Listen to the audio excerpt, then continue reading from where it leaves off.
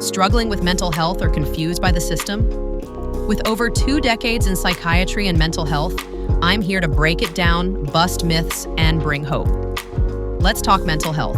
Real, honest, and empowering. Hello, Clarity fam.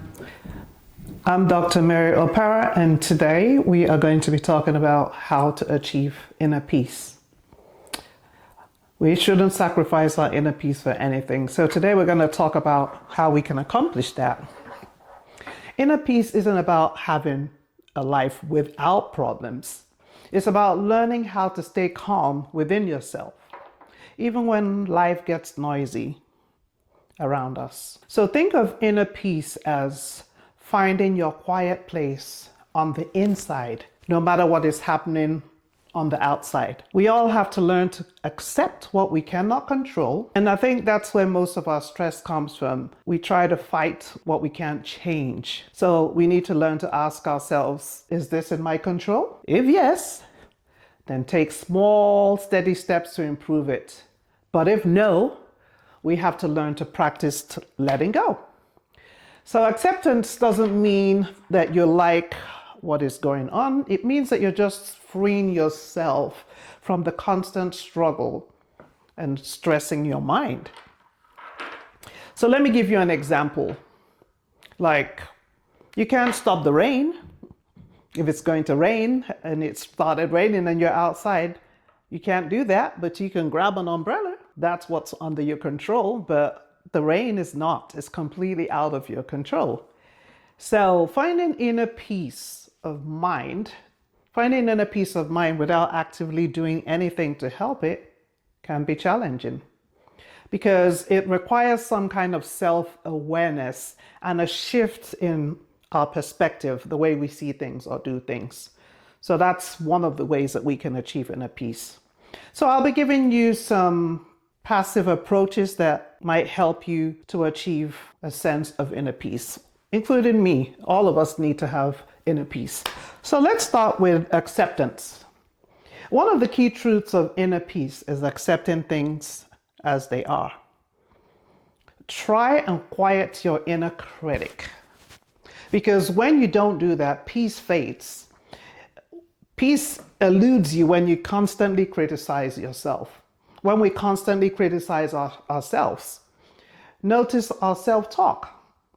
When we talk to ourselves, talk about yourself kindly. Replace comments like, I'm not good enough with, well, I'm learning and I'm growing. For example, let me give you a good example. You failed an exam for the second time.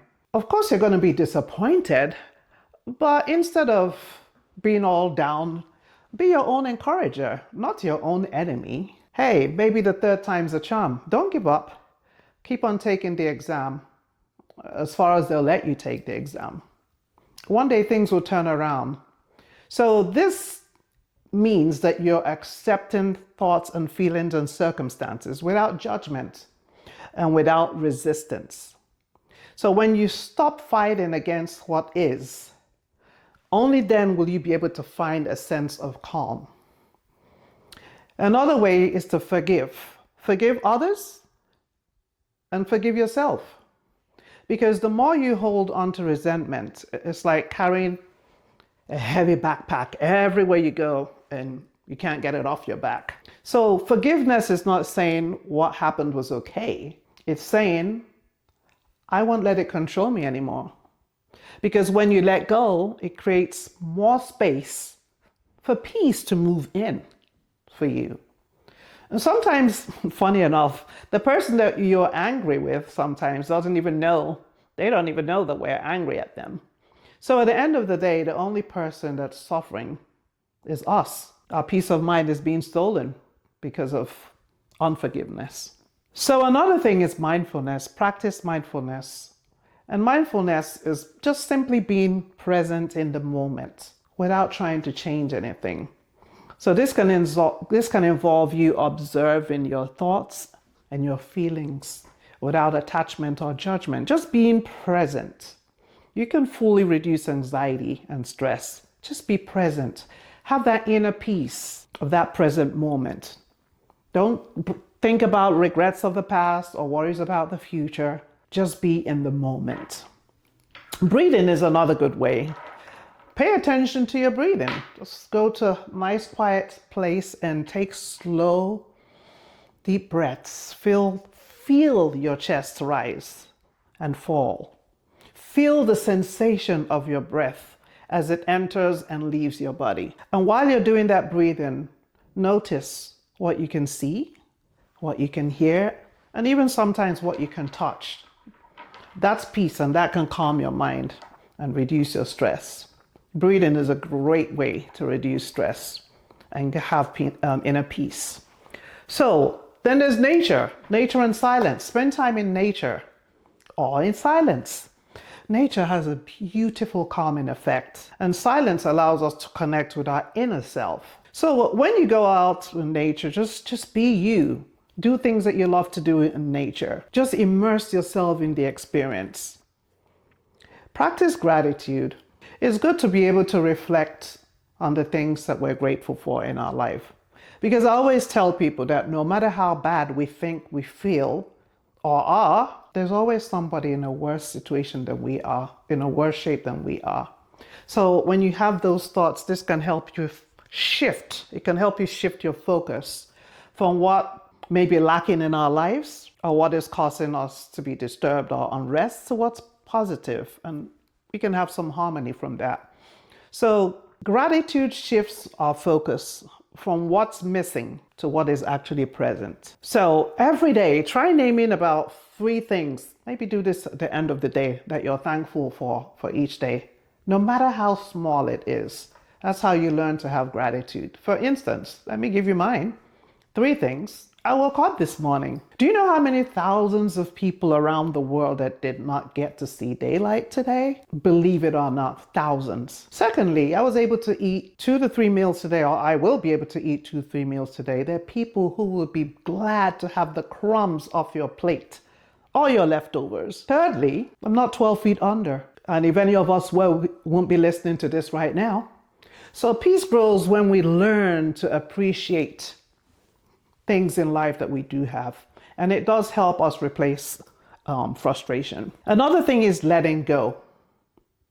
Let us learn to release the need to control every single thing.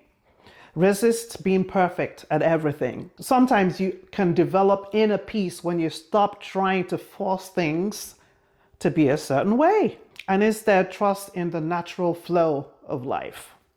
Everything doesn't have to be perfect. Limit media consumption. Reduce exposure to negative or stressful news. Believe it or not, that does a lot to our inner peace, sometimes without us even knowing. Stressful news and social media, limit it. There's a constant barrage of disturbing information, and that definitely disrupts our inner peace. It's always something. There's no good news anymore. There's earthquakes, there's floodings, there's plane crashes. Come on, what happened to some good old news? What happened to some good old news? And then there's social media, and all we do is compare ourselves to what we see on social media.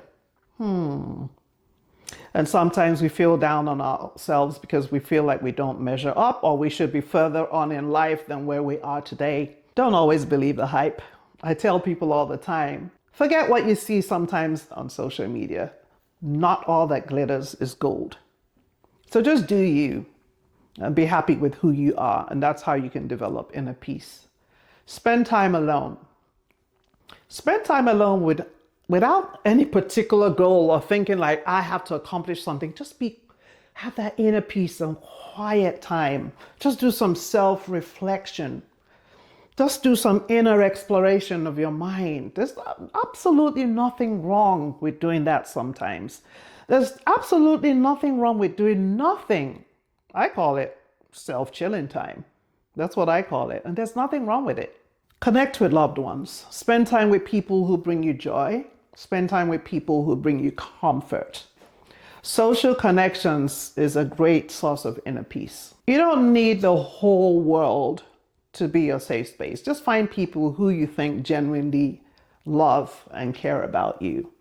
Have a great support system. Find a great support system. Protect your energy. Choose peace over drama every day and any day. Not everyone deserves full access to your heart or your time. Not everyone. Surround yourself with people and habits that help you feel uplifted and not drained. If you have those people in your life that drain you, stay away. It's not good for you. It's not good for your inner peace. In closing, some levels of self-awareness and intention may still be required to cultivate. You have to learn to cultivate and then maintain it. Even if these efforts involve letting go or simply being present. It's also important to understand that inner peace can be a fluctuating state, and it's okay. It's okay to experience moments of inner turmoil. I'm not saying that every single moment of yours is going to be just peace, peace, peace. Nobody's life is like that. But the key is to practice how to get your mind to return to a place of calm and balance when needed, even when we do have those inner turmoils sometimes. So remember that inner peace. It's a journey, and it might not always be achieved without an effort. Inner peace isn't found. It's something that we create. We create it for ourselves each day, and those are through small choices, most of the things that I just talked about. When you learn to accept what you can't control, speak kindly to yourself, learn to stay present, learn to forgive, protect your energy, and practice gratitude. You invite calm into your mind and into your heart, peace. When you learn to do all that, even when you have chaos around you, peace becomes your home. So those are ways that we can achieve inner peace. I hope we all picked up from something from this today. All right, Clarity fam. So good to talk to all of you today. Hey, comment. I love to hear about things from you guys. I love to hear your thoughts. I love for you guys to share with me your thoughts. Give me some feedback. Give me some ideas of topics that you want me to talk about, and we'll do that. Okay. So I think we will end it today. Please remember to share. Please remember to like. Please remember to subscribe. Please share to all you know. Help me build my subscription here and reach more people with all this information. All right, Clarity fam. Till next time, I'll see you again next Friday. Till then, take good care of yourself. And remember, I care for you and I love you. See you next time.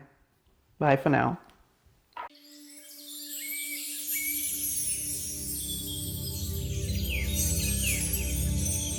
Thanks for spending time with me, Dr. Mary Opara. Don't miss next Friday for another powerful session. Until then, like, share, and subscribe to keep the conversation going. See you soon.